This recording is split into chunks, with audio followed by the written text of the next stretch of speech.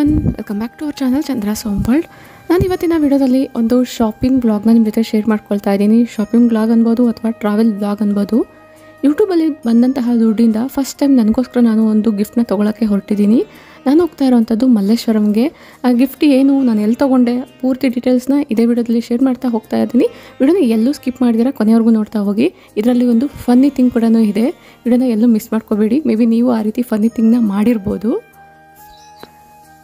ಬೆಂಗಳೂರನ್ನ ಯಾಕೆ green city ಅಂತ ಕರೀತಾರೆ ಅಂತ ನಿಮಗೆ ಈ ವಿಡಿಯೋ ನೋಡಿದ್ರೆ ಗೊತ್ತಾಗ್ತಾ ಇರುತ್ತೆ.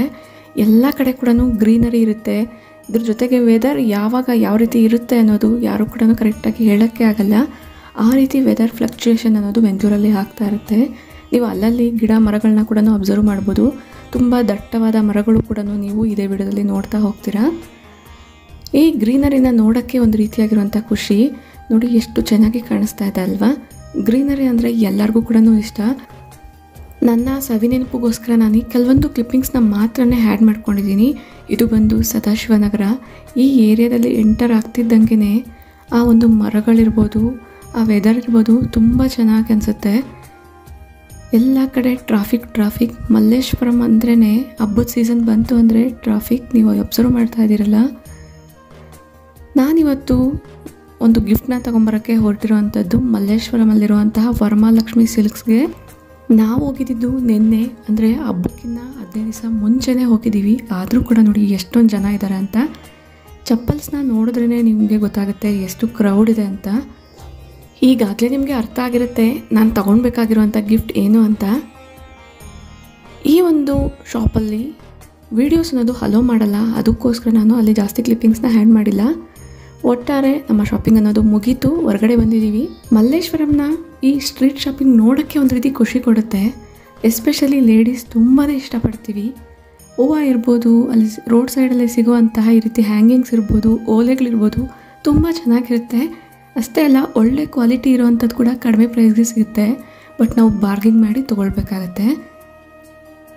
ನೋಡ್ತಾ ಇದ್ದೀರಲ್ಲ, ಹಬ್ಬದ ಸೀಸನ್ ಸ್ಟಾರ್ಟ್ ಆಗಿರೋದ್ರಿಂದ ಹಬ್ಬಕ್ಕೆ ಬೇಕಾಗಿರುವಂಥ ಎಲ್ಲ ವಸ್ತುಗಳನ್ನ ಕೂಡ ರೋಡಲ್ಲೇ ಇಟ್ಟು ಮಾರ್ತಾ ಇದ್ದಾರೆ.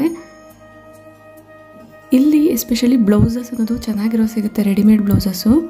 ನೆಕ್ಸ್ಟು ಹೂಗಳು ಕೂಡ ಅಷ್ಟೇ ಕಡಿಮೆ ರೇಟಲ್ಲಿ ಸಿಕ್ತು. ನಾನು ಹೋಗಿರೋ ದಿವಸ ಮೊಳ 20 ರೂಪಾಯಿಗೆ ಸಿಕ್ತು.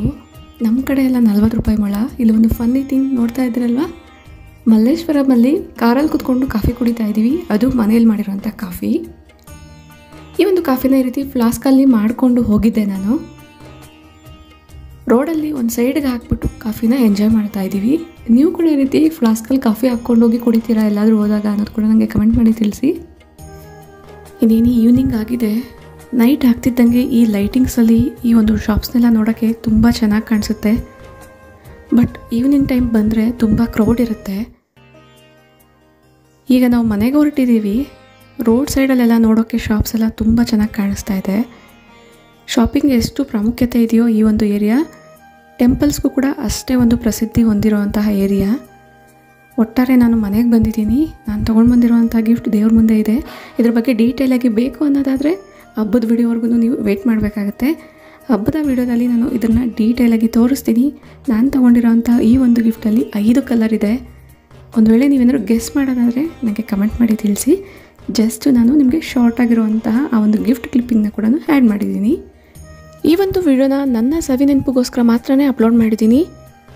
ಒಂದು ವೇಳೆ ಇದೇ ರೀತಿಯಾಗಿರುವಂಥ ಶಾಪಿಂಗ್ ಬ್ಲಾಗ್ಸ್, ಟ್ರಾವೆಲ್ ಬ್ಲಾಗ್ಸ್ ಇಷ್ಟ ಆಯಿತು ಅಂದರೆ ನನಗೆ ಕಮೆಂಟ್ ಮಾಡಿ ತಿಳಿಸಿ, ಲೈಕ್ ಮಾಡಿ ತಿಳಿಸಿ. ನೆಕ್ಸ್ಟ್ ಬರುವಂಥ ವೀಡಿಯೋಸಲ್ಲಿ ಶಾಪಿಂಗ್, ಟ್ರಾವೆಲ್ ಬ್ಲಾಗ್ಸ್ ನಿಮ್ಮ ಜೊತೆ ಶೇರ್ ಮಾಡ್ಕೊಳ್ತೀನಿ.